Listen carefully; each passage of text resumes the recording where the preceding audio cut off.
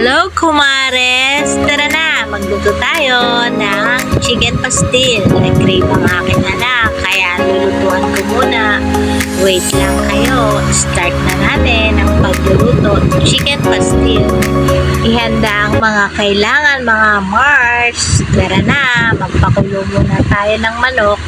At lagyan na natin ng mga ricado para malasa na. Lagyan na natin ng bawang, sibuyas, sin at paminta. Ayan, hintayin lang natin kumulo. Ayan, lagay na ako ng margarine, pampatangkad. Joke lang, lagyan natin ng bawang. Hintayin na lang natin maging brown at ilagay na natin ng sibuyas. Yan, sama-sama na mga Mars.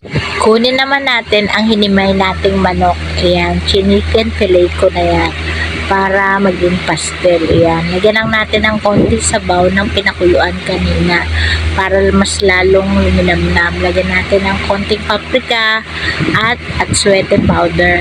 Pero kung wala ka namang atsuete powder, bumili ka na lang ng ordinaryong atsuete. Tutunawin lang sa mainit na tubig. Ayan, lagyan na natin ng oyster sauce at Knorr cube, pampasarap. Lagyan na natin ng seasoning, konting patis, paminta. Titimplahan lang natin para magsama-sama ang lasa.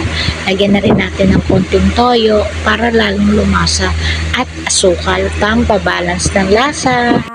Haluin lang natin at hintayin magmantika ang ating ginawang chicken pastil. Naglaga na rin ako ng itlog pang dagdag ng ulam. Ayan na, luto na.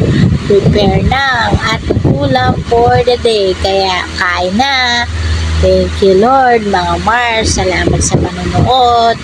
Kaya magluto na tayo ng chicken pastil. Siyempre, pakipollow ako.